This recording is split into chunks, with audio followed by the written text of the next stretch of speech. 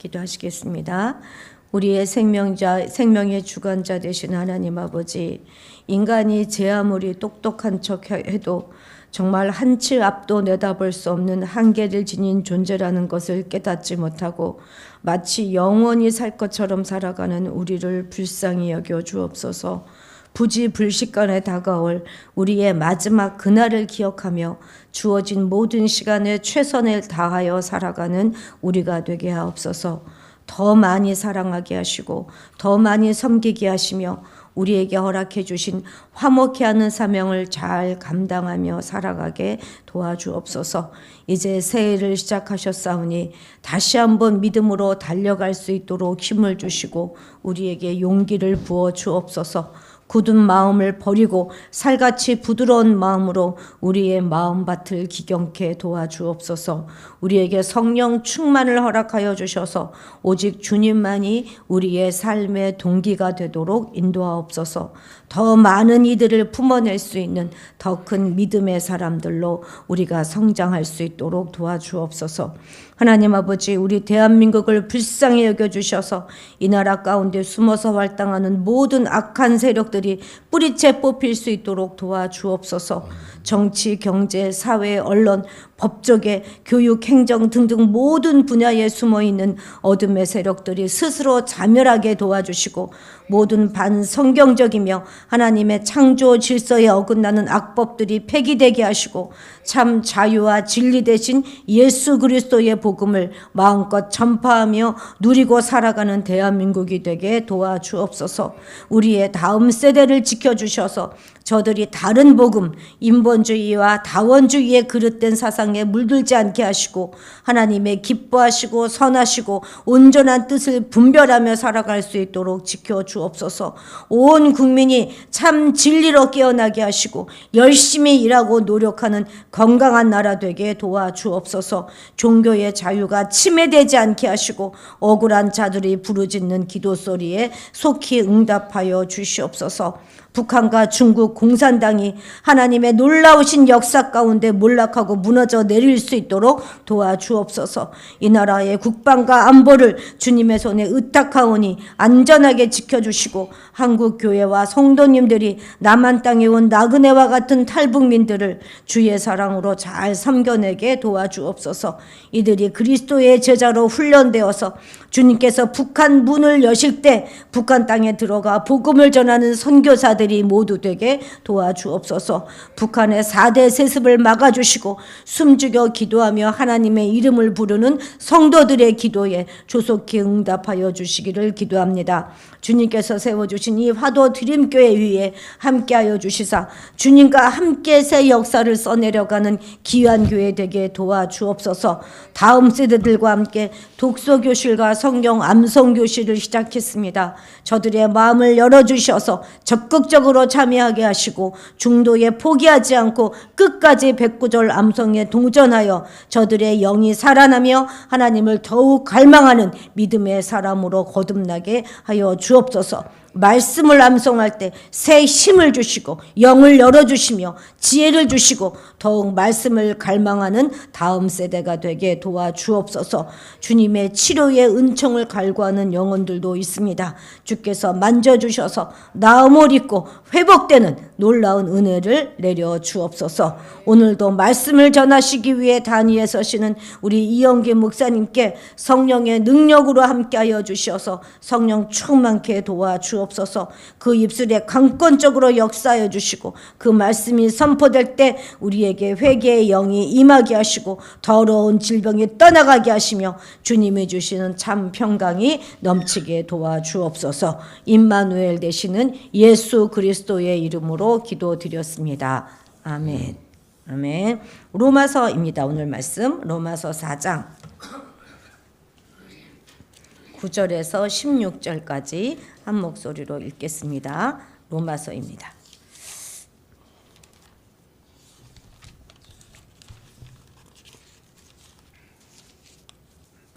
(4장) 9절에서 16절까지 한 목소리로 읽습니다.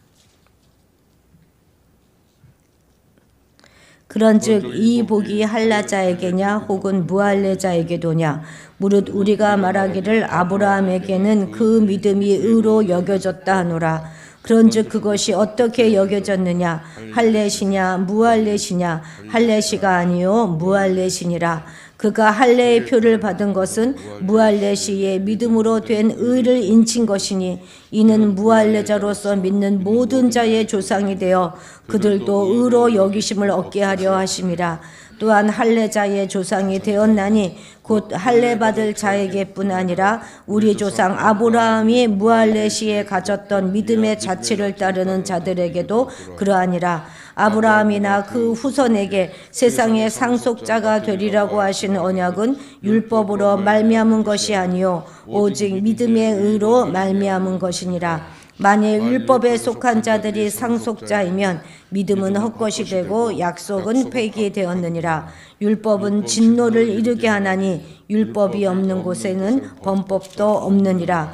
그러므로 상속자가 되는 그것이 은혜에 속하기 위하여 믿음으로 되나니 이는 그 약속을 그 모든 후손에게 굳게 하려 하심이라. 율법에 속한 자에게 뿐만 아니라 아브라함의 믿음에 속한 자에게도 그러하니 아브라함은 우리 모든 사람의 조상이라. 아멘. 이용기 목사님 나오셔서 말씀 전해 주시겠습니다.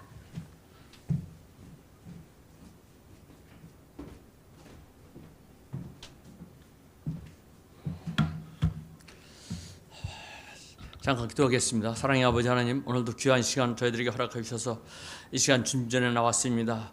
주님 말씀을 듣고 우리가 묵상하고 말씀을 듣고 하나님의 뜻을 알기를 원하고 있는 이 시간 주님 함께하여 주셔서 전하는 자나 듣는 자나 은혜 받는 시간이 되게 인도하여 주시옵소서. 감사하며 예수님 이름을 들어서 기도했습니다. 우리는 지난 시간에 하나님이 아브라함의 믿음을 보시고 의로 여기셨다고 하는 말씀을 보았습니다. 그래서 오늘 다시 한번 복습하는 의미에서 말씀을 다시 한번 보겠습니다. 창세기 12장 1절 2절입니다. 여호와께서 아브라함에게 이르시되 너는 너의 고향과 친척과 아버지의 집을 떠나 내가 네게 보여줄 땅으로 가라. 내가 너로 큰 민족을 이루고 내게 복을 주어 내 이름을 창대케 하리니 너는 복이 될지라. 너로 큰 민족을 이룰 것이라고 하나님은 약속해 주셨습니다. 그렇지만 그에게는 자식이 없었습니다. 그렇지만 아브라함은 자식이 없지만 믿음이 약해지지 않고 자녀를 기다렸습니다. 창세기 15장 5절 6절입니다. 주께서 아브라함을 데리고 바깥에 나가서 말씀하셨다. 하늘을 쳐다보아라. 내가 셀 수 있거든 저 별들을 세어보아라. 그리고는 주께서 아브라함에게 말씀하셨다. 너의 자손이 저 별처럼 많아질 것이다. 아브라함이 여호와를 믿으니 여호와께서 이를 그의 의로 여기시고. 아브라함이 하나님이 하신 말씀을 믿었습니다. 그리고 그 말씀을 믿고 기다릴 때에 아브라함의 믿음을 보시고 하나님께서는 아브라함을 의로 여기셨습니다. 로마서 4장 18절 19절입니다. 아브라함이 바랄 수 없는 중에 바라고 믿었으니 이는 내 후손이 이가 되리라 하신 말씀대로 많은 민족의 조상이 되게 하려 하심이니라. 그가 백세나 되어 자기 몸이 죽은 것 같고 사라의 태가 죽은 것 같음을 알고도 믿음이 약하여지지 아니하고. 아브라함은 백세가 되어서 자신의 몸이 죽은 것 같고 또한 사라의 경수도 끊어졌지만 많은 민족의 조상이 되게 하실 것이라는 하나님의 말씀을 믿고 믿음이 약해지지 않고 끝까지 하나님의 말씀을 기다렸습니다. 창세기 21장 5절입니다. 아브라함이 아들 이삭이 그에게서 태어날 때에 백세라. 하나님의 약속의 말씀을 믿고 기다린 결과 말씀대로 아브라함이 100세 되던 해에 이삭이 태어났습니다. 25년을 기다린 끝에 하나님의 약속의 말씀이 이루어진 것이죠. 그런데 그 기쁨도 오래가지 않았습니다. 이렇게 얻은 이삭을 하나님께서는 번제로 드리라고 아브라함에게 명령하였습니다. 창세기 22장 2절 3절입니다.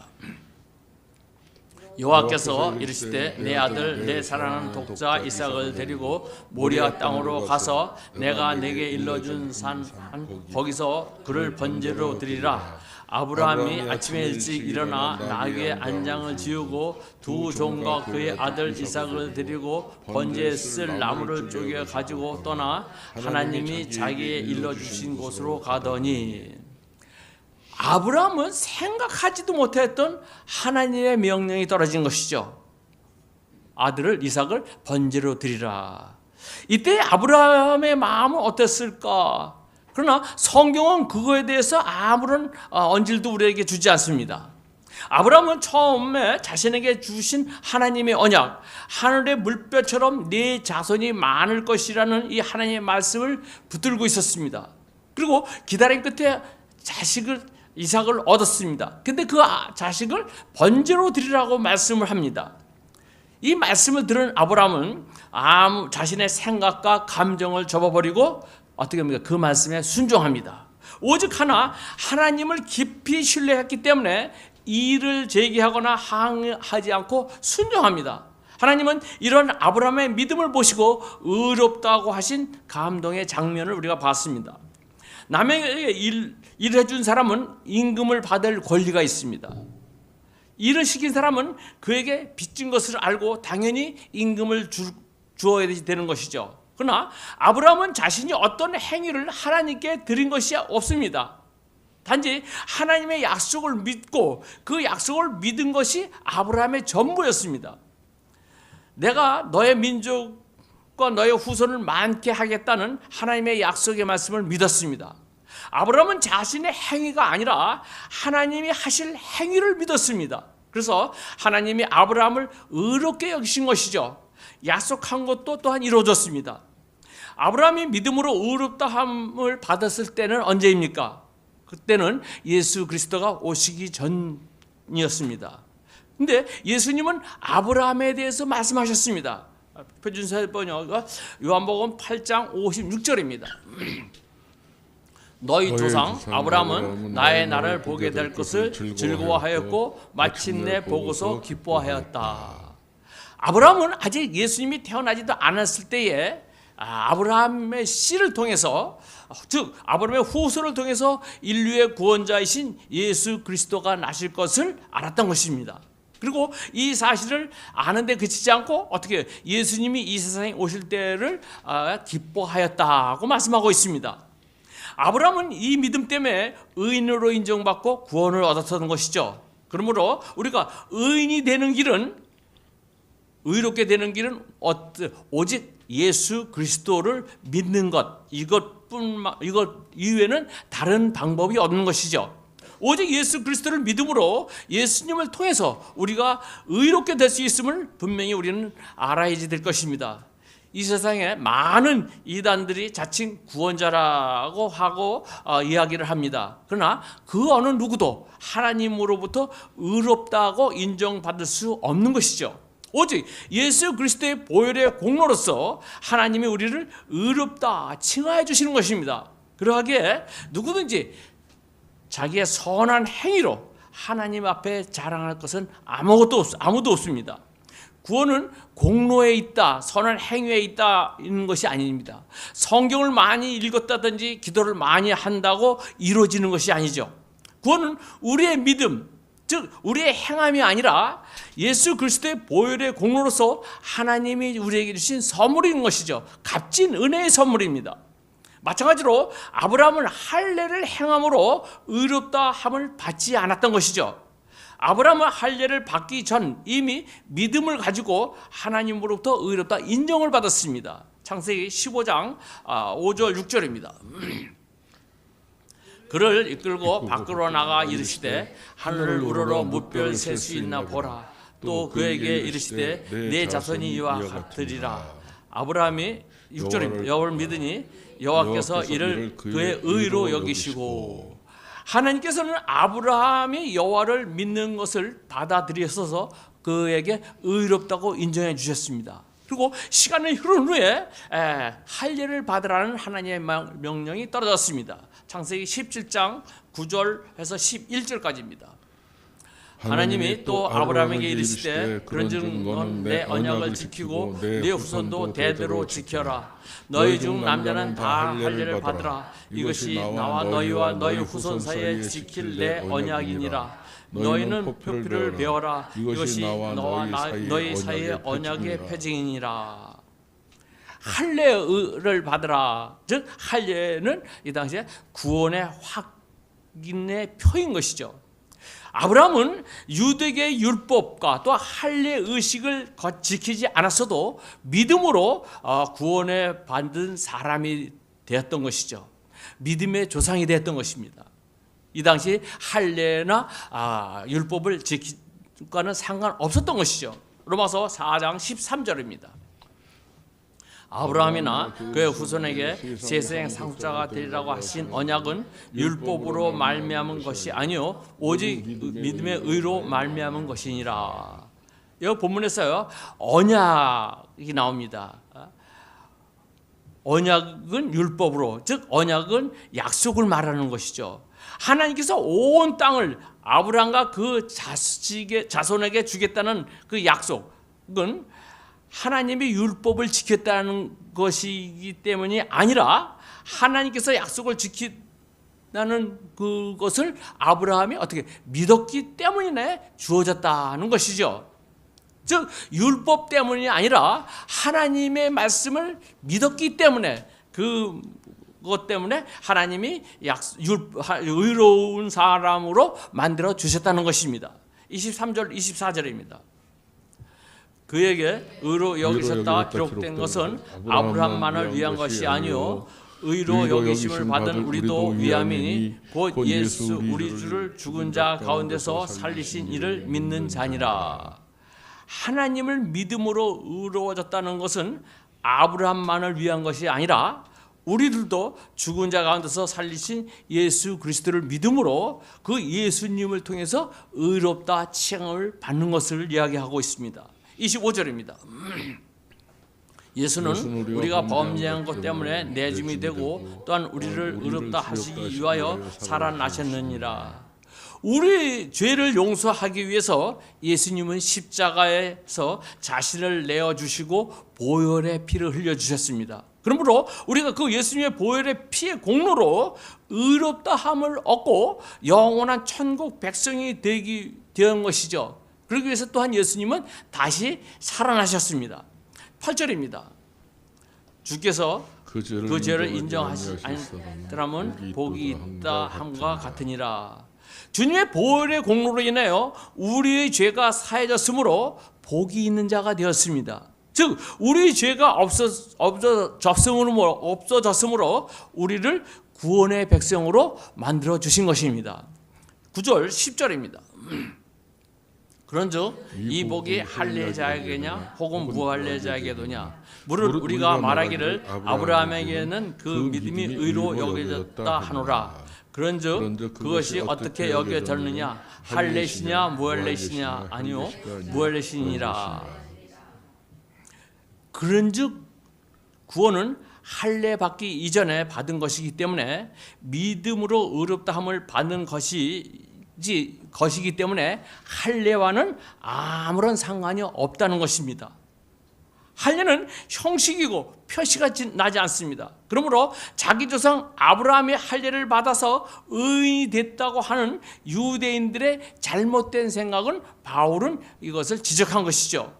그리고 자신들은 할례를 받았으니까 구원받은 백성이라는 생각도 잘못되었다고 바울은 이야기하고 있는 것입니다. 갈라디아서 5장 6절입니다. 갈라디아서 5장 6절이요. 그리스도 예수 안에는 할례나 무할례나 효력이 없으되 사랑으로서 역사하는 믿음뿐이니라. 그리스도 안에서는 할례를 받고 안 받고 문제가 되는 것이 아니죠. 예수를 믿는 믿음만이 중요하다는 것을 이야기합니다.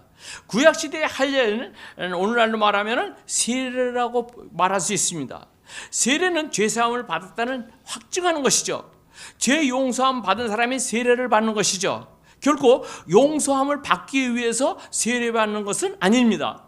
아브라함은 율법으로 의롭다함을 받지 않았습니다. 아브라함은 율법을 모르는 시대의 사람이었기 때문이죠. 근데도 유대 사람들은 자기 조상 아브라함이 율법을 잘 지켜서 구원을 받았다고 착각하고 있는 것입니다. 로마서 4장 13절입니다. 아브라함이나 그 후손에게 세상의 상속자가 되라고 하신 언약은 율법으로 말미암은 것이 아니요 오직 믿음의 의로 말미암은 것이니라. 세상의 상속자라는 말은 가나안 땅을 아브라함이 낳은 후손에게 주시겠다는 것이죠. 즉 이 복을 받을 수 있었던 이유는 무엇입니까? 그것은 어떤 행위가 아니라 아브라함의 믿음 때문이었던 것을 이야기합니다. 이 믿음의 원리는 아브라함이 의인으로 인정받는 구원의 문제까지 그대로 적용이 됐던 것입니다. 바울은 우리의 행위가 아니라 믿음으로 의롭다함을 얻을 수 있다는 것은 또 다른 예를 들고 있습니다. 즉 그것은 다윗입니다. 이스라엘 역사에 두 봉우리가 있다면 하나는 아브라함이고 하나는 다윗입니다. 그래서 신약 성경의 첫 줄에 이렇게 기록하고 있습니다. 마태복음 1장 1절입니다. 아브라함과 다윗의 자손 예수 그리스도의 계보라. 다윗은 누구입니까? 다윗은 이스라엘 위대한 왕이었습니다. 남북으로 갈라져 있던 민족을 통일했던 왕이었죠. 그리고 또한 그는 음악가였고 악기를 다루면서 귀신을 쫓아냈고 수많은 시로 백성들을 위로해 주었던 사람입니다. 이런 존경받아 마땅한 다윗도 그 행위와 업적을 가지고서는 하나님 앞에 설 수 없다고 이야기하고 있는 것이죠. 그는 하나님 앞에 어떤 사람입니까? 위대한 다윗도 하나님 앞에서는 불법을 행한 죄인이었다고 이야기하고 있습니다. 로마서 4장 6절 7절입니다. 일할 것이 없이 하나님께서 의로 여기심을 받는 사람의 복에 대하여 다윗이 말한 바 불법의 사함을 받고 죄가 가려짐을 받는 사람은 복이 있고 7절에서 불법과 죄라는 말이 나옵니다. 다윗은 자기가 거느리고 있던 부하의 부인과 간음하고 우리아를 전쟁터 맨 앞에 서게 하여서 죽게 하였습니다. 자기에게 주어진 권력과 자리를 이용해서 자기가 책임지지 않아도 좋을 정도로 그 사건을 완벽하게 처리했습니다. 그러나 다윗은 그 후에 잠을 자지 못했습니다. 그의 마음속에 평화가 없었고 노래를 잃어버렸습니다. 그때 다윗의 심정을 가장 잘 대표할 수 있는 고백이 나옵니다. 시편 32편 3절 4절입니다. 내가 입을 열지 아니할 때에 종일심하였으므로 내 뼈가 세어졌도다. 주의 손이 주야로 나를 누르오니 내 진액이 빠져서 여름 가뭄에 마른같이 되었나이다. 자기 마음속에 경험하고 있던 죄책에 대한 이 적나라한 고백을 여기서 나타내고 있습니다. 견딜 수 없는 마음속의 안타까움과 갈등과 영혼의 황폐함이 육체적인 쇠약으로까지 나타나고 있음을 다윗은 고백하고 있는 것이죠. 그러던 그 다윗에게 나단 선지자가 나타났습니다. 나단 선지자를 통해서 자신의 죄를 고백하는 순간이 옵니다. 즉 용서 없이 용서하시는, 조건 없이 용서하시는 하나님의 용서를 경험하게 되는 것이죠. 시편 32편 5절입니다. 내가 이르기를 내 허물을 여호와께 자복하리라 하고 주께 내 죄를 아뢰었고 내 죄악을 숨기지 아니하였더니 곧 주께서 내 죄악을 사하셨나이다. 주께 내 죄를 아뢰었더니 하나님께서 무조건 불쌍히 여기시고 내 모든 허물을, 죄를 덮어주셨기 때문에 불법이 사함을 받고 죄가 가려짐을 받았기 때문에 다윗도 의인의 반열에 들을 수가 있었던 것입니다. 우리에게 무엇을 말해주고 있습니까? 신구약을 통해서 구원의 방법은 오직 하나입니다. 오직 믿음으로 의롭다 하는 것이죠. 구약에 있는 성도나 신약에 있는 성도들이나 다 믿음으로 의롭다 함을 받는 것입니다. 우리 신약에는 누구를 통해서? 예수 그리스도의 보혈의 공로를 통해서 그 예수님을 믿음으로 우리가 의롭다함을 받는 것을 믿으시기 바라겠습니다. 바울은 믿기만 하면은 의롭다함을 받는다는 이 말씀을 또한 전하고 있습니다. 4절 5절입니다. 일하는 자에게는 그 삭시 은혜로 여겨지지 아니하고 보수로 여겨지거니와 이를 아니하여도 경건하지 않은 자를 의롭다 하시는 이를 믿는 자에게는 그의 믿음을 의로 여기시나니. 믿음을 의로 여기시나니, 즉 예수 그리스도를 믿음으로 인해서 예수 그리스도를 믿음으로 인해서 의로 인정해 버린다는 것이죠. 즉 우리가 의롭게 살지 못했지만 의롭게 산 사람으로 인정해 주시고 깨끗한 성품이 아닌데도 예수 그리스도의 보혈의 공로로서 깨끗한 사람으로 인정해 주신다는 것입니다. 하나님은 우리가 누구인지를 묻지 않고 우리가 무엇을 하는지 따지지 않고 우리를 대신하여 피 흘려주신 예수님만 믿기만 하면은 하나님은 그 예수님을 통해서 의롭다고 인정해 주시는 것입니다. 그러므로 자격도 없고 경건하지 않음에도 불구하고 무조건 우리를 의롭다 인정해 주시는 그 하나님을 우리는 그래서 날마다 찬양할 수가 있는 것입니다. 이 놀라운 하나님의 은혜를 깨닫게 되면은 지금의 환경이 어떠하든지 우리가 예수님을 믿음으로써 구원받는 것에 항상 기뻐할 수가 있는 것이죠. 이러한 기쁨이 여러분과 저에게 항상 충만하게 넘치기를 주님의 이름으로 축원을 드립니다. 기도하겠습니다. 하나님 아버지, 믿음으로 저희를 의롭다 하신 은혜를 인하여 찬송과 영광을 돌립니다. 예수 그리스도의 보혈의 공로로서 저희를 의롭다 하신 은혜와 그 구원의 감사의 기쁨을 항상 느끼면서 살아갈 수 있도록 저희들을 이끌어 주시옵기만을 예수님 이름 받들어서 기도했습니다.